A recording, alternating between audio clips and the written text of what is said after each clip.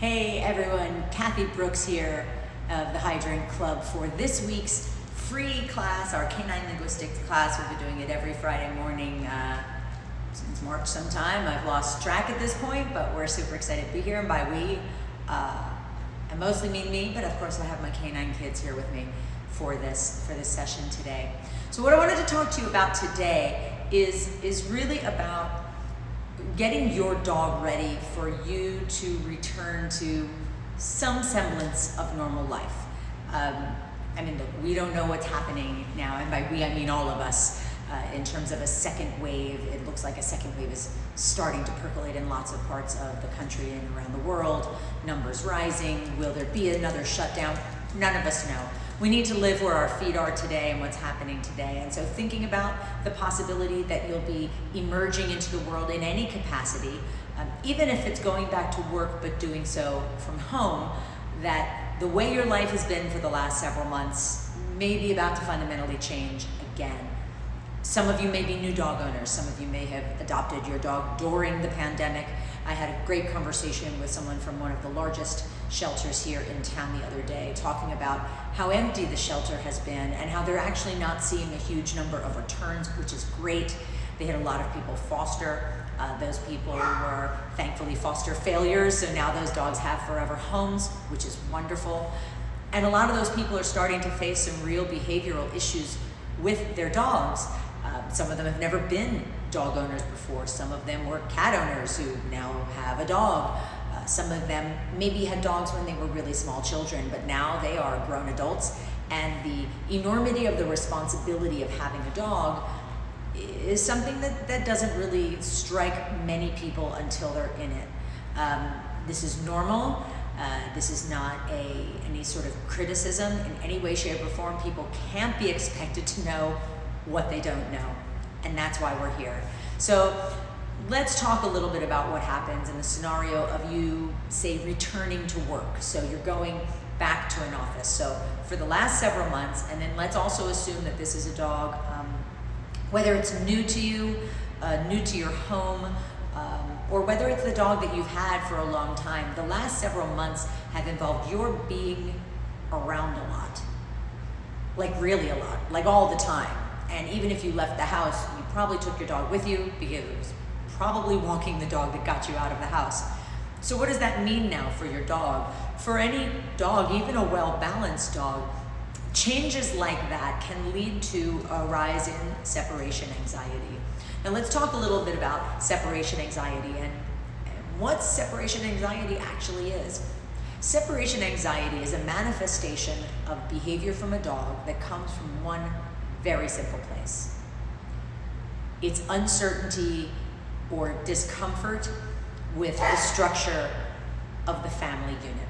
All dogs, as we've talked about in many of the prior sessions of Canine Linguistics, operate in the world in fundamentally the same way. They live in groups that are familial in origin, so think nuclear human family. Those families have structure, meaning there's a hierarchy, and that hierarchy must have very clear leadership at the top. So what does that mean? We understand, everyone knows the word alpha, right? So an alpha male and female are the male and female bonded pair in a wolf family that serve to lead the whole family, that provide the family with its structure. And the rest of the family underneath it all look to them for leadership. They rule the roost.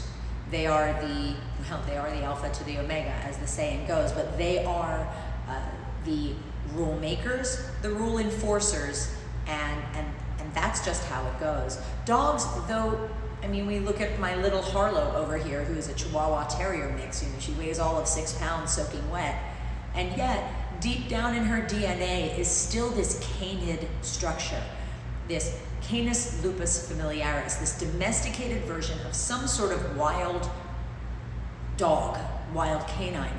And these wild dogs all live in fundamentally this same structure.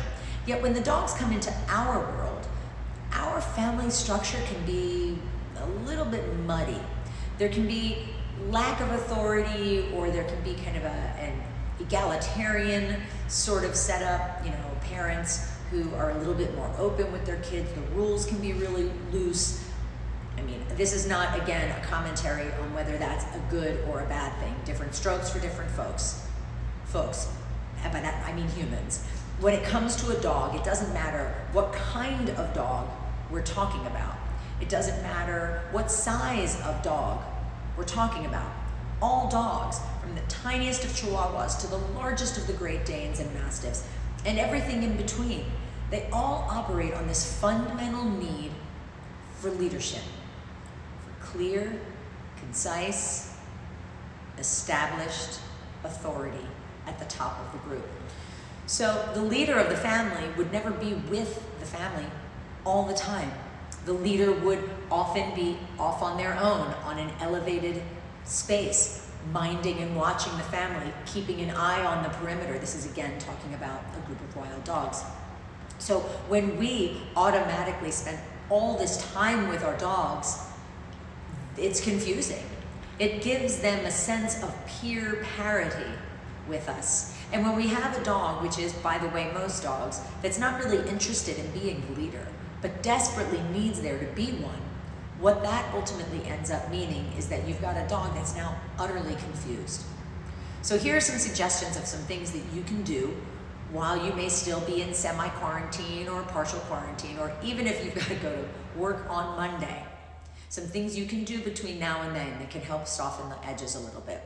First and foremost, if your dog is a dog that has any crate training, which, side note, we'll talk about that in another episode. Crate training is critical and really important, and a hugely important tool that can be leveraged, especially in situations like this.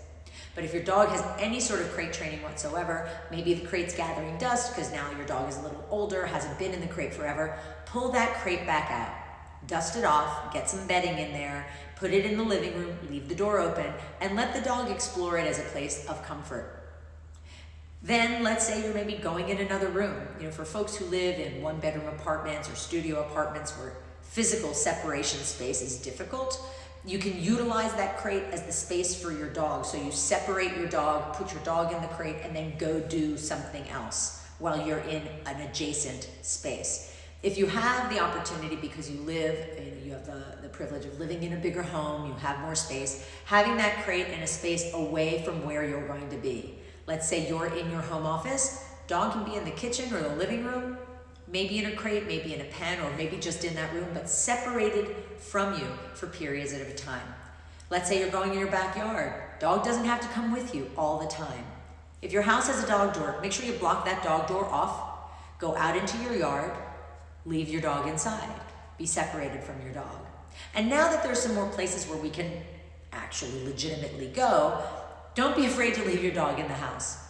The most important thing, especially this time of year, if you're in a hotter climate, as we talked about last week, just don't leave your dog in the car. Even if your engine is running, the engine could go out in your car, the AC could go out in your car. Just leave your dog at home. That separation from you is really, really good for the dog. The dog needs space of its own, time of its own, downtime, time to recuperate, to refuel, not dissimilar to us. So our need to be with our dog all the time, just for the record, is about us, and it's not about the dog. So if you've got a dog with some separation anxiety already, these tools will be very, very helpful.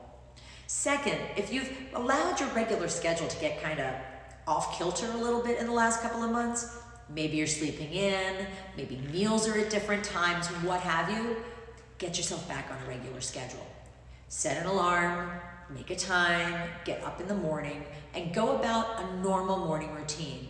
In an ideal world, you'd be getting up, getting some slippers on, getting your dog outside, short walk, they go to the bathroom, you bring them back inside, make yourself some breakfast, have a little coffee, prepare your dog's food, put down your dog's breakfast.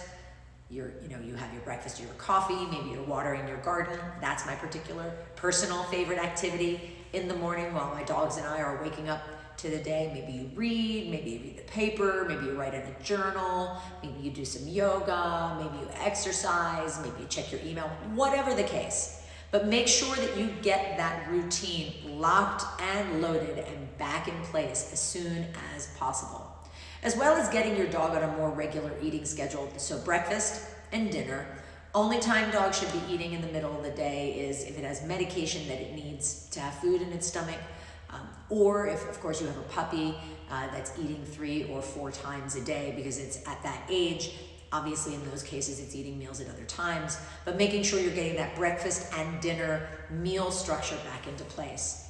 Here's a really important tip, and it's not just about getting your dog ready for you to go back to work. It's also, just in general, a good idea. Please, don't free feed your dog. What does that mean? Free feeding a dog means putting the food down and a dog gets to eat whenever it darn well pleases. In a naturally occurring group of dogs, the only one who eats whenever they want is the leader of the group. So when you allow a dog to monitor, manage, and kind of meter its own eating, you're creating a scenario for the dog, again, that's not normal. So by putting the food down, having a structured amount of time that the dog is allowed to eat, people ask me, Kathy, how long should that time be? Well, it could be 10, 15 minutes. I mean, it depends really on the dog. I have 3 dogs. I put down their food and make them sit and wait. They get released sometimes all at once, sometimes one at a time. If it's one at a time, the order changes. So they're never really sure of where their places are, but they know that the ruler of the roost is me. I let them go and eat. While they're eating, I'm washing the dishes, I'm kind of getting the rest of my breakfast ready, I might be watering the garden. I take about 30 to 45 minutes doing the rest of my own personal wake-up routine. When that's done, I go back to those food bowls. Any bowls that still have food in them get picked up and put on the counter. Next time those bowls get put down is dinner time. If my dog all of a sudden hears me at its bowl and comes back in and is looking at me like they're all hungry, too bad. Kitchen's open, kitchen's closed. I promise you, for those of you who may be thinking, oh God, what if they don't eat and they're gonna be hungry and they may starve? Trust me, the chances of your very comfortable, very well taken care of, domesticated canine starving because it misses a meal is 0. Absolutely 0. Now, if it misses a second meal, I might kind of look at things a little bit. Again, I don't want to start just throwing human food in her and like, oh, please eat. See if it's a second meal. If a dog misses a third meal, one of 2 scenarios is usually the case. One, the dog's not feeling well. So then I look at the rest of the dog's behavior. Is there any sneezing, coughing, vomiting, gagging, diarrhea? Does it seem physically uncomfortable? Does there seem to be any sort of discharge coming from any place there shouldn't be? Lethargy, that sort of thing. If I see other behavioral markers, then I might take my dog in, get some blood work done, see if they're doing okay. If everything else is healthy, dog's energy is fine, dog's poops are fine, dog's not coughing or sneezing or snoffing, dog's not vomiting, anything like that, and just kind of skipping meals, it's also possible your dog's just kind of done with that kibble. Sometimes you need to mix it up a little. Finding a really good brand of food that's a healthy, no corn, no wheat, no soy, no byproduct, that has real meat, fresh meat as its first ingredient, that doesn't have meal as one of its first 2 ingredients, or it doesn't have meal as the first ingredient, that you can tell where they've sourced their meat and their other products, healthy food, Often, many of those brands will have a lot of different formulas with many different protein sources, so you can sometimes mix and match between that, provided your dog doesn't have too much sensitivity. My guys have a little sensitivity, so I have to be careful. What I usually do is I use Canine Pure as my baseline kibble, and every month or so I'll change that up in terms of different proteins with maybe a little transition. And what I do is I use a freeze-dried raw alternative. I personally use Primal Pet. Stella and Chewy is another great one. I have a lot of clients who use that as well. And I'll sometimes just take a little and just kind of crumble it and sprinkle it on the top of the food. I know that it's healthy. I know that it's good for them. It gives them an extra little bit of flavor. Sometimes I'll rehydrate that dehydrated food and mix that in with the kibble just to give them some variety. And then after that, the dog will eat when they're hungry. Sometimes the dog will skip some meals. But don't allow the dog's behavior to drive how you behave. It's important to know your dog's normal baseline. Absolutely. Just as it's important for your vet to know what your dog looks like when it's healthy, so that they have a frame of reference for when your dog isn't healthy. But we've just spent so much time with our dogs, so having that understanding of their behavior and what's normal is really important. So we've talked about giving them some space, putting them in a crate, a separate room, going out and leaving them, all of that sort of thing. We've talked about getting them on a regular schedule, regular walk, regular feeding, all of those sorts of things. And so those are really the two of the best tips that you can use, along with a couple of tips for what to do within them. So I want to take a little bit of time to do a little bit of a training tip for you and talk about the importance of the downstay and why the downstay is a really, really crucial element in a dog's behavior, especially in a suburban or an urban setting. So we've been sitting here, oh goodness, I've been talking now for 16 minutes. And Bridger has been sitting there on a downstay for that entire time. Now, what's really important about the downstay, it's about the dog's safety. This isn't about control of my dog. And that's something I want to talk about for a minute. Because a lot of people talk about obedience or deal with obedience for a dog in a way that is really more about the human ego's need to control a dog's behavior, to control something, to make another living creature do something just for the sake of making them do that. For the record, I think that's a load of horseshit, just to be clear. But here's what's important. My dog needs to have manners, especially when my dog is out with me in the world. I need to know that my dog is going to sit when I tell it to, come when I call them, stay where I tell them to, not jump on people, not take things that they shouldn't be taking, in terms of like scooping up food or taking things off coffee tables. All of these things are just important, good, social behaviors for the dog, so that when I'm out in the world with my dog is safe. Because if my dog doesn't stay where I tell them to, when I tell them to stay there, they could move into a space where they get tripped over. Just simply, they could be tripped over and they could be hurt if somebody lands on them. Someone could drop something on them that could injure them. They could do something that leads someone else to get hurt, and because that person has been hurt, they then get punished. As an example, someone trips over your dog or is startled by your dog and falls down, and they sprain an ankle, break a wrist, get cut, thump their head, whatever the injury may be. It could be minor. But the truth of the matter is that people are litigious, and people like to point a finger and blame other people for their own behavior. And so what happens in that scenario? This guy gets punished. The dog gets punished because they were where they weren't supposed to be. Now, I'm not suggesting that you should walk around with your dog off leash and just kind of tell them to downstay and leave them somewhere. I'm not telling you that at all. But typically, so this morning, I went over to the downtown 3rd Farmers Market, pick up my weekly farm box. Thank you, Carrie Clasby, Intuitive Forager. If you guys don't follow her on Instagram, she's great. It's at Intuitive Forager. Her name's Carrie Clasby. She's out of Malibu, California. But for the better part of the last 8 years, she's been making the drive every single week up and over the hill from California to come in here to Las Vegas to take care of the downtown 3rd Farmers Market and make sure the downtown community has access to some great produce really close to home. So I go to get my weekly farm box, and I thought this week we're doing a bunch of training work today, so I thought that Bridger and I would take Bridger over there. So I had him on a leash, and I brought him to the doorway to a nice big spot of shade, and I put him in a DOWN STAY, also known as a downstay, and he was there for the 15-20 minutes or so that I was in the market. He stayed there the whole time. Actually, I think it might have even been closer to a half hour the whole time I was in there. Why was that important? I had him tucked over to the side of the door, but people were going in and out of the doorway. A, he's not allowed in because it's a health code violation. B, he could trip somebody. C, he's got a leash on. What if he were to be tied to something, but to not stay where he was told, and he were to walk all the way forward to the end of his leash, and someone came out and tripped on the leash, right? So it's little things like that. So having him go where I wanted him to go and stay there is really important. But here's the part that I want to really drive home today when we talk about obedience of a dog and getting a dog to do what we want them to do. I don't control any of you. I don't control the people who walk by the hydrant club at any given point in time, as much as I would sometimes like to. I don't control my neighbors. I don't even control the people who work for me.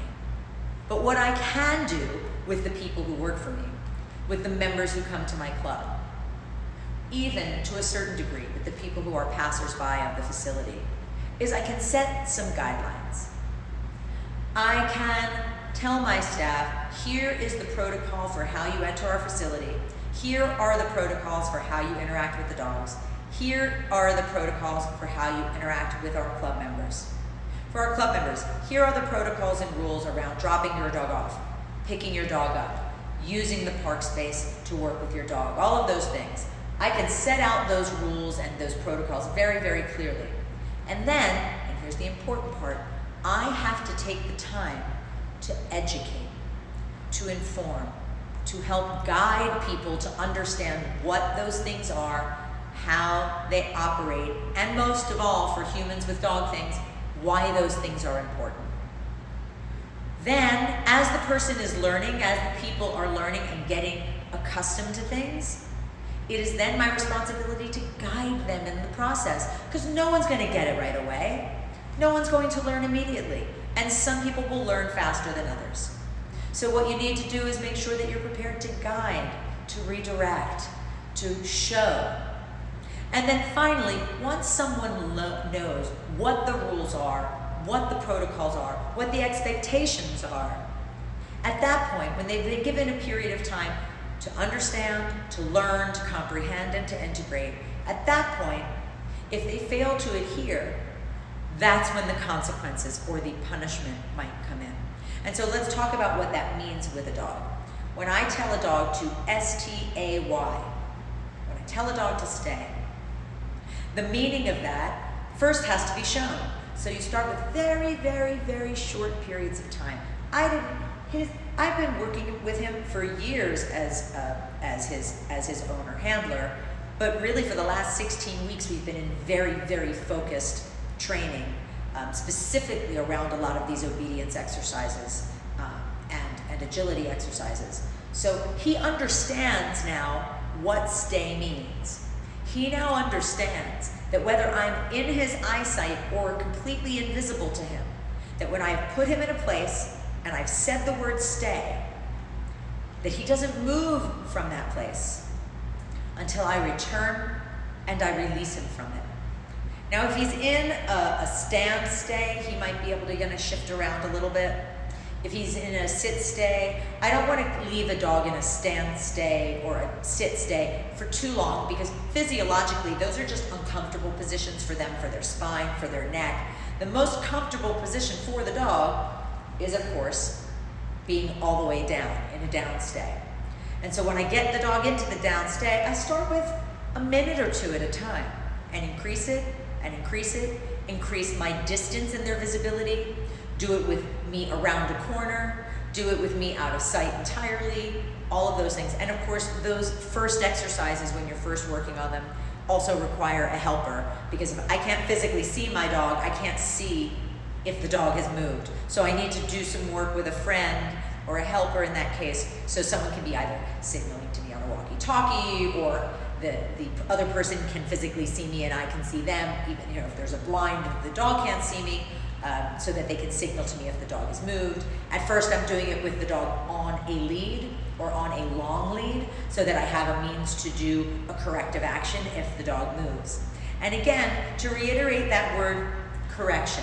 So let's break it down. Correction, correct, action. If I say stay and the dog does not do so, I don't repeat myself. I don't repeat the word stay. I've already told the dog once, and this is one of the very, very, very common mistakes that I see people make. That I've given the dog the command, it's a one and done. I do not repeat myself. It's kind of like, I'm gonna tell you once, but I'm not gonna tell you twice. So I'm gonna tell the dog once what that command is, and then after that, if the dog moves, I must correct them, and correct them by moving them back to the position. So if a dog has moved from the down stay, so like all of these little motions he's making, these are fine. He hasn't moved. He's just moving his head to become a little more comfortable. and he's now at 25 minutes. So I give the dog that correction and move him to the space. So if he moves away from that down stay, that correction is the sharp jerk on the leash if I've got it in my hand, returning him to the spot from which he moved and just putting him back down to the ground without saying another word. One of the things that my teacher recommended, Tony Anchetta, in the beginning of my Keeler method work with him, was that for the very first week we needed 3 tools for the beginning of our work in the novice course. A 15-foot longe line, which is a 15-foot kind of cotton webbed lead, a properly fitted choke chain, and 6 pieces of gaffer's tape. Choke chain goes on the dog, lead gets attached to the choke chain, and the tape gets put over your mouth. Not literally, of course. I didn't actually do the class with tape over my mouth. The point is that what we don't realize when it comes time to really evaluate how much we're using our words and our language to try to guide the dog until our attention is brought to it. And the vast majority of any words we use, especially in the very beginning of a dog's education, are not only utterly useless and irrelevant, but they can actually be detrimental and destabilize your ability to get the response from the dog. Right, Bridget? Such a good boy. So it's really important to think about that. So let me actually move him out of this. Bridget, good job. And what I just did with him, that little move forward you saw, I took 1 step forward. I had told him to H-E-E-L, told him to heel, and he moved forward and he went into an automatic sit. That's called an exercise finish. So when I've had a dog on a downstay, that's his release. So the praise I'm giving him right now isn't just like, oh, you stood there for so long. It's actually tagged on at the very, very end. Good boy. You're such a good boy. Okay, come on, Tim. Gonna give him a reward with a little bit of a jump. Come on, buddy. I know you love that. Come on. Other end. Right here. Over. Back. Bridget, heel. Good job. Here. Over. Good job, buddy. Good job. So what I also like to do when I'm working with him is after he's done something really good, especially a near 3-minute long downstay, I want to reward him by letting him do something he really loves, which in this case is doing a jump. Bridget. Good job. Stay.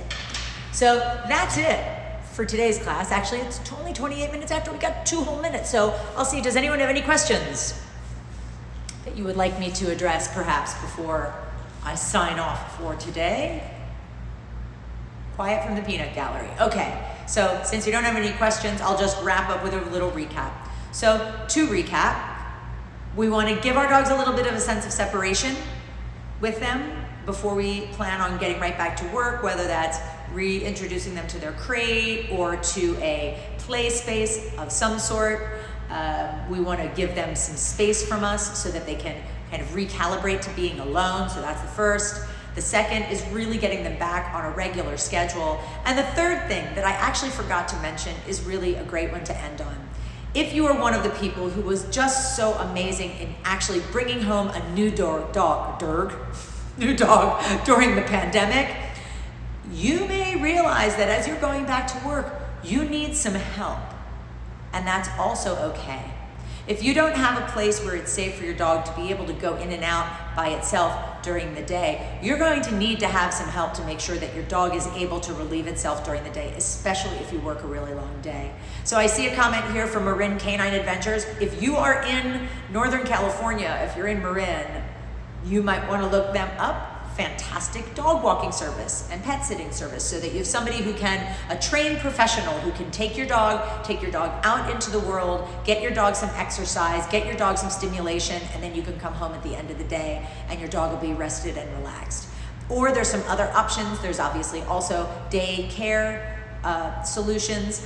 And I think what I'll talk about next week is how do you choose the right care solution for your dog? Do you need a walker? Do you need just kind of a basic daycare? Do you need an educational day school sort of situation?